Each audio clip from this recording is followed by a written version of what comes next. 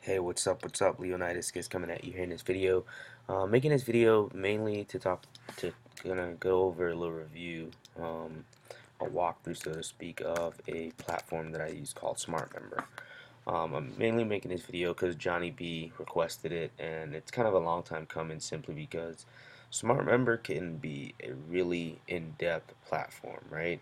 Um, there's a lot that you can do with it. There's a lot of flexibility with it, and the tutorials are sometimes they're not specific per what you may want to be doing. So I want to show you how I use Smart Memory and look at some of the features that I do with it, and so maybe you can take it and incorporate it in your marketing, and it can probably help you out. So let me just go ahead and log in.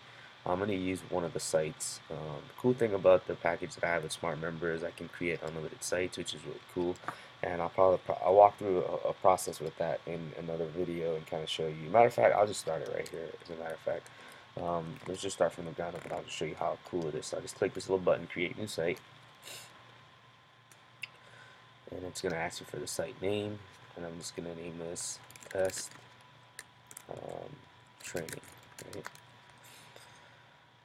And then from there, it's just going to go ahead and auto map the subdomain. That's going to be the new domain for the site, testtraining.smartmember.com. And the cool thing about it is, with this, if I wanted to clone a website, I can go ahead and do that. Like if I wanted to develop an entire platform, membership area, and all that stuff, I can go ahead and do so, and then clone the site and white label it, have it branded, so people won't even know that it's a smart member. So once you create the site, it's going to be it's going to take you back into the platform like this. And right here you can launch the site right now, or you can go ahead and start building it. I'm just going to go ahead and start building a bridge page real quick. But before I do that, there's a couple of things that you want to do integration wise. You want to come to where it says apps and integration, and you want to set up a new integration, right? You want to set up with Smart Member. It's really easy to use for email marketing to use SendGrid, because you can actually start mailing today without spending any money. They let you mail up to, let's go over to SendGrid. They let you mail for, I think, up to like 40,000 emails, if I'm not mistaken, for free. So if you have a list of 1,000 people, you can mail them 40 times per month. Okay, so it's $10 to around 40,000 members. 2,000 contacts, there's no charge. At 3,000, and it's $10 free. That's when you have to start paying to store your contacts on SendGrid. So I'll just do the math on it. If you send, what is it? Zero emails. Okay, it's $10 all the way up to 40,000. So 40,000 emails per month. That will cost you $10. And if you let's say if you have 1,000 people on your list, you can send them 40 emails per month, which is cool. If I have 40,000 people on my list using SendGrid, that's going to be a $40, pretty much $10 per thousand, $40 a month to store it. So that'll be $50 for to mail them. But then the only thing, you can only mail once a month. So if I wanted to send 2 emails, I'd have to go 80,000 emails per month, and then that'll cost me $20. So that's $60 per month. If I wanted to send 4 emails, I go to 120. No, what is it? 4 times 4, 160. What is it? I don't even know. My math is so bad. Let's use a calculator and figure it out, so I don't have the wrong math. 160, duh. Anyway, so I go to 160. You don't have to be smart to make a lot of money. So I had to make calculators, man. So it'll cost you right around $60 if you got a list size of 40,000. So just keep that in mind. That's how that works. So it can get pretty pricey with SendGrid, but to start out, it's pretty cool. You don't need any money up front to get started. So let's go back over to Smart Member. All you need to do once you create your account is you just need to come over here and put your username and password in. And once you put that in and you hit save, it's going to give you a green notification. See something's wrong. Probably no password. And it lets you know. All you got to do is plug it in right here, and it's going to go ahead and automatically integrate with SendGrid. And this is important that you do this. Why is that wrong? Oh, forgot that.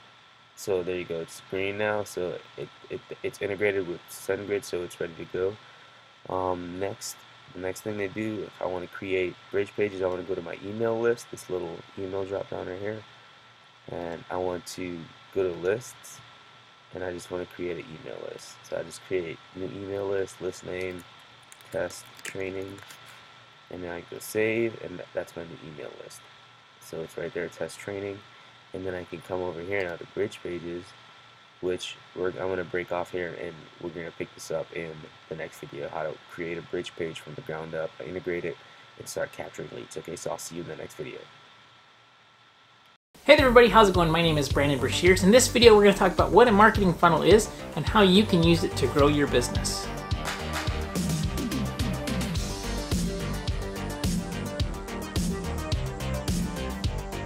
What's up everybody? In this video it's going to be a very general overview of funnels and how to use them to grow your business. A funnel is made up of three parts. We have the top of the funnel, which is awareness, we have the middle of the funnel, which is evaluation, and then the bottom of the funnel, which is conversion and reconversion. So we're going to use that framework to talk about how to create funnels for your business, and we're going to do some general overview of what the most effective way to create a funnel is and how to use all of these elements to grow your business. Before we get into that though, real quick here, my name is Brandon Brashears and this is the Digital Marketing Madman channel. I create daily marketing videos that help you to grow your business through digital marketing. So if you are trying to get more sales, more leads, more awareness of your brand, be sure to subscribe so that you can get tips and tricks on how to increase your business with digital marketing. So what is a funnel? Well, funnel is basically exactly like what it sounds like, right? With the funnel you have a large top, which will then funnel more people into evaluation and then into conversion. And so a marketing funnel is set up to do the exact same thing. What we're trying to do is put people through the funnel and direct them down to a certain outcome. So you might have a landing page, which is part of your funnel. You might have a web page, which is part of your funnel. You might have an ad. There's a bunch of tools that you can use to create funnels. But if you understand the general principles, you're going to be able to use whatever tool is going to work best for your specific business. Unfortunately, there's not a one-size-fits-all to digital marketing. There's going to be things that work really good for you and things that don't work so well. And so it's important to understand the concepts behind all of these things so that you can then take these concepts and apply them. The other thing that's crazy about digital marketing is it is changing every single day. There's constantly new ad formats that are coming out. There's new ways to reach people. There's new ways to message. It just is changing all the time and it can feel really overwhelming. So don't get caught up in those technical details. Just stay as much up to date as you possibly can. But ultimately, understanding the principles behind what makes marketing work and how funnels work is going to help you to apply any kind of new tool that comes out into your funnel and create basically marketing systems that help to drive people through the funnel and turn them into customers. So just like a funnel has a large top and then it goes down to a very smaller point, that's basically what we're trying to do here. Anytime you're on the internet and you have clients that are on like social media platforms or searching on Google or doing all of these different activities, what you're trying to do is to segment and identify groups of people who are going to be interested in what you're offering, either your service or your product or your brand. If you're trying to maybe like grow a YouTube channel or doing any kind of marketing, right? You're trying to attract people who are going to engage with your brand and complete a specific objective. So marketing funnels should be set up that you have one end goal in mind. In my opinion, when you create a funnel, you're typically going to want to have one specific outcome. And typically we start with that outcome in mind. So what is it that you want to be doing and what do you want the end goal of your clients or customers to be? And having that in mind is going to help you to engineer the funnel that you want and help you to get the action that you want them to take. So many times I hear people say marketing, doing digital marketing or social media marketing, there's just no ROI, it doesn't work. And a lot of times the problem with that is people are putting out posts and they're creating content and they're doing all of this work, but ultimately there's no end goal in mind. They're just hoping by putting out a sheer volume of content that they're going to attract the right people and those people are going to automatically say, okay, this is great, what else do they have to offer? I want to buy their products and services. The truth is, unless you have the offer in mind, what you create at the top of the funnel to generate awareness is not going to be as effective. So there's two ways to start here. We can either engineer an offer that we know is going to hopefully convert, and usually when you're creating offers it's going to take some kind of testing and trial period because ultimately you don't know for sure what your cold traffic or different traffic sources are going to respond to. If you already have an offer that your customers and clients love, that's typically the better place to start. So if you're starting from scratch, you're just going to have to guess. Or if you have a business that's established, understanding what those people really, really want ultimately and what your unique selling proposition is going to help you get so further along than if you're just starting from scratch. Now, I made a video about the 3 questions that you need to ask before you run any kind of ad campaign. So if you haven't watched that yet, pause this video and go check that out on this card right now. But assuming that you know what the pain points of your clients or prospective clients are, what problems you're going to be solving for them, and how you're going to solve those problems, assuming that you know that, we're going to reverse engineer it. So ultimately, at each stage of the funnel, there's different types of objectives that are going to be appropriate for that stage of the funnel. I'm going to do an in-depth video on each stage of the funnel, so top level awareness, middle level evaluation, and then bottom level conversion. But really understanding what that bottom level conversion is going to be is where you need to start. So I think that a lot of times people get confused about what their marketing should really be doing because they make it seem like digital marketing somehow is different than actual human behavior. You have to remember now that people that you're dealing with online are the same people that you deal with if you're offline. So human behavior is human behavior. When you're thinking about creating funnels, you should be thinking that just like when you meet somebody, you don't go and try and sell them something right away.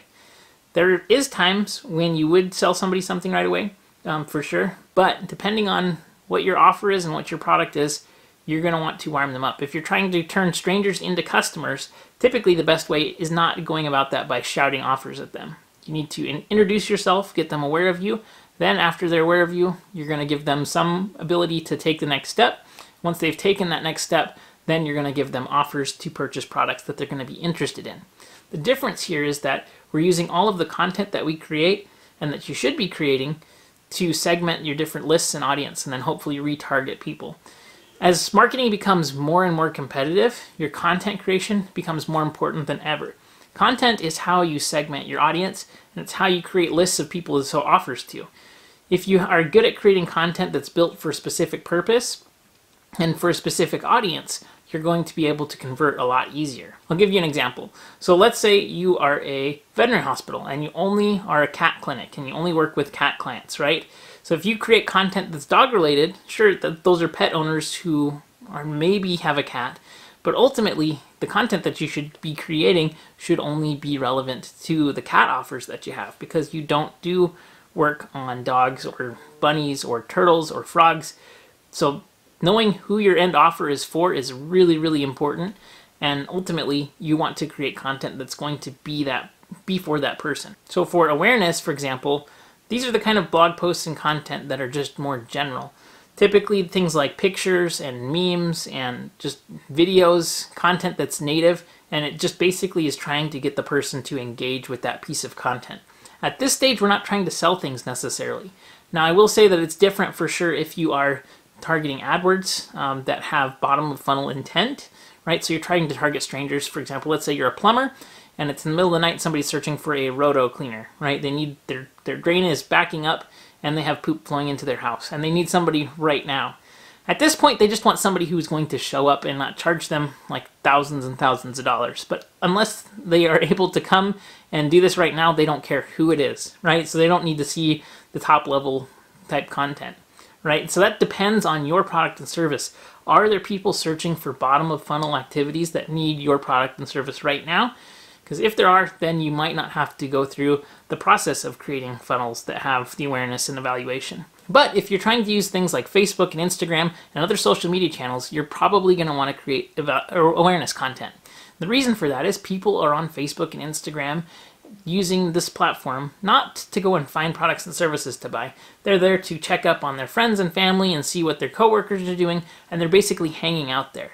So the content that you're creating for each platform is going to need to be platform specific. And we're going to dive further into that in other videos here.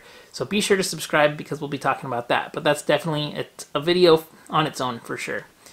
So awareness content should be light and engaging. You're just trying to get people to get interested in it. And again, it needs to be relevant to the target group that you are targeting. So what are the things that they are thinking about? What are their pain points? What are their troubles? What are their worries? How can you create content that solves questions and answers those questions around those pain points and those worries and those troubles? It doesn't have to be so heavy, but it can be fun and engaging too. But really think about what is it that they're looking for and what's the conversation that they're having right now. So if you're a plumber, for example, and you wanted to be engaging people, you could talk about the 10 signs that your plumbing is going out. And then you could have 10 symptoms of things that, things are going to go bad here. They're going to have a slab leak soon, or they're going to need a repipe, or, whatever it is that you're doing based on your specific business. This is going to be specific to you. And ultimately, you know what your customers want and need, probably better than anyone else. So think about what their main pain points are, and be sure to go through that video where I talk about those 3 questions that you answer before you get started doing any ads, because it's very, very relevant and important to this section. So once somebody is engaged with your brand and your content, what's the next step? Usually that involves following you on social media channels, opting in for a newsletter special, opting in for a coupon club, trying to take the next level. Just like when you meet somebody in real life, if you went up and you wanted to get a date with somebody, you wouldn't just go and propose to them. You would say, hey, would you like to go grab some coffee? So this is a low risk offer. Typically you're not selling anything. Sometimes you can sell things, but usually it's a low purchase price and it's basically like an amazing deal. The things that I like to use for evaluation are lead magnets. I like to use newsletter opt-ins. I like to have people follow social media channels, sign up for newsletters, things like that. At this stage, we're trying to build up the relationship and help them to take the next step. And usually, again, it's a lower kind of risk-free trial or entry-level product or entry-level download or something like that to help them to take the next step. So finally, we have people that have expressed interest and are engaging with our content. We have people that are opting in and following our social channels. And then at the bottom, it's time to start making offers. You are not going to sell product and you're not going to be able to generate ROI if you don't make offers. People need to know how to take the offer. So at the bottom of the funnel, what we do is we present them offers and we present them ways to take that offer. Can't tell you how many times people build up email lists that I work with. They're just sending out emails and they say, hey, we're doing things at our practice or at our business, and then they don't offer a way for the email recipient to take that offer. It is so important that you have a call to action that's clear and that you've defined the way that you want people to take action.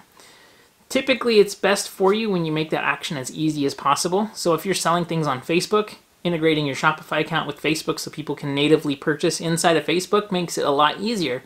Anytime you take things that are more complicated and you ask people to do more work, your conversion rate is going to go down. So make it as simple as possible for people to take action. If you're trying to get people to book appointments or take you up on a special offer and you're sending out emails, sometimes it's as easy as saying, hey, respond to this email and we'll send you the details or we'll schedule an appointment. You don't have to make it complicated, and funnels don't have to be difficult. In fact, the more simple that they are, typically the more effective that they are. So don't get overwhelmed, but think about this first. Start with the end in mind. What is the offer that you're going to be putting out there? The step above that is how can you engage people in who will be interested in that offer ultimately? And then on top of that, what kind of content can you produce around a lead magnet and an offer that would get people segmented who are going to be really interested in what you have to sell? So I know that this is a little bit complicated. We're going to deep dive into each one of these funnel stages so that you can really get a great understanding. Be sure to subscribe to this channel to get future videos, and if there's ever anything that I can do to help, please be sure to comment below or send me an email. Thanks so much for watching, and have a great day. Hi. Now, if you've ever struggled to know what to put in your automated email sequence, that sequence it takes the person who subscribed to your opt-in offer or free gift or lead magnet from that offer through to inviting them to work with you, if you've struggled to know what it is that you need to put into those emails, then today's video is all about that. Hi, my name is Kelly O'Brien and I'm an online marketing and social media coach, and I help you move your most aligned clients from discovering who you are online through to investing with you using storytelling, strategy, and systems. And today we're looking at the storytelling inside that automated email sequence. Now, I have a bit of a framework that I use for my automated email sequences. Now, I say this is a framework because the reality is when I work with this, work in this framework with my clients, often we end up bringing in different emails into this sequence. They may go in different orders. and there's different stories. So sometimes we will look and do the storytelling map, which I'll provide a link to here. But once we've done that, that really identifies some really powerful stories that we know just have to go into this email sequence. But we always start with that framework to begin with, and then change things as we see opportunities, or if we know more about the ideal client and how we can shift them from obviously the free offer to a paid offer. So the system is called Access, and this is how it works. The first email is A in Access, and that is aspiration or problem. So what we're doing here is delivering the gift to them. We're giving them that free thing that they've actually opted in for, so that we are delivering on our promise that we had on the landing page. And of course, this email also is an opportunity to welcome them into your community and tell them a little bit about yourself. Just a couple of lines that really is a statement that positions you and your authority in this space. So that's our first email. Our second email that we have in the sequence is the C, which is the cause or the why. And the reason that this is so important is because it allows people to understand and get to know who you are and why what you do is so important to you. And we already know the Simon Sinek quote, we've heard it a million times before, that people don't buy what you do, they buy why you do it. So this is a great opportunity for you to be explaining to your audience, these new people who have come into your audience, who you are, why you're so passionate about this, and then you start building that connection with them. If they don't believe in your cause and your why, then they'll jump, and that's fine. They're not the right fit for you. But the people who really resonate with your message will love you for this particular email. Next, the third one in Access, and that's current belief systems. Now, you will find that your ideal client already has made up some excuses or some reasons, or already has some beliefs around why they're not going to invest with you. It's what we do when we land on a sales page. We kind of come up with all the reasons why not to buy or to invest in this or work with this person. So you need to be able to overcome all of those objections before they even get to see your sales page or your offer. So this is where this email can play a really pivotal role. Now, there are different beliefs that people have. There are beliefs that we have about our industry based on what other people in your industry are doing. And so people have a perception of who you are, whether that's true or not. Then we have internal beliefs. So these are the stories that we tell ourselves, those things that say, I'm not good enough, and those fear-based stories that we tell ourselves. And then there's some external ones, which is usually the economy is bad, now's not a good time to invest, or those sorts of stories that people tell. So what you need to do is highlight which of those are the most relevant. Choose one if you want to do a couple of emails. Sometimes I have clients who it's really important for us to do more than one email here, because there are a couple of really, really strong beliefs that we know that we need to overcome in this sequence. And so we take those and create stories that shift their belief system. So it shifts them from believing that this is true, why they won't be able to invest, to completely understanding why, looking at things, I guess, from a different perspective.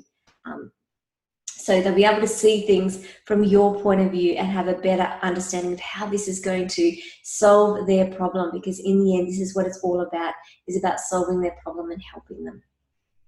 Next in Access is E, which is endorsement. And this is about getting some case studies or testimonials to be able to share in your newsletter. Now, there is nothing more powerful than social proof, to know that you have already helped somebody else with the problem that they have, and they can see the tangible results at the end of it.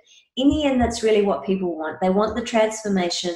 They want to know that you can take them from A and get them to B.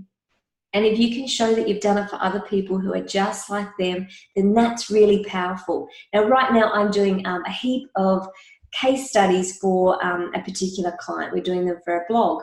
But the reality is that these case studies, we're not looking for the best story that you can possibly have or the one with the biggest results possible, because sometimes your ideal client will feel far too removed from that story. What you need is an ideal client who is just like the people that you want to attract, and you tell their story because they can relate to it, they want the same results, and it's far more powerful as far as storytelling goes.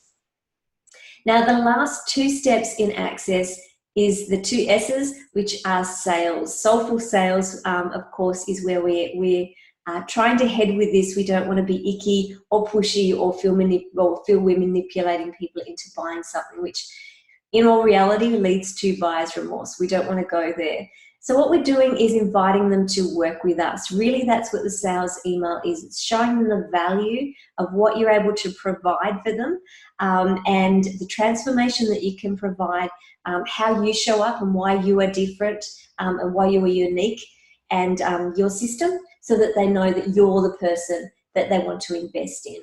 So those two final emails, the sales-based emails, still have stories in them. You can still open with a really powerful story. It can be a personal story. It can be a working with a client story. It can be another case study style story, if that makes sense, if you've got a really powerful one. But that's what we're looking for in the last two, is to actually invite people to work with you, because the reality is, if we do this entire email sequence and we never ask them to work with us, then they don't know what the next step is. So hopefully that's helped you with getting a little bit more of an idea of the types of emails and types of storytelling that you need in your automated email sequence that takes people from your opt-in offer to your paid offer. And as you can see, it's quite simple, doesn't need to be overly complex. And by using that storytelling, we take away that salesy feel that you may have seen in other types of email sequences. So Access again is aspiration or problem, cause or why, current belief system, endorsement, and then two soulful sales emails. So good luck with your sequence. I'd love to hear how you're going with it, and I'll see you in the next video. Thanks.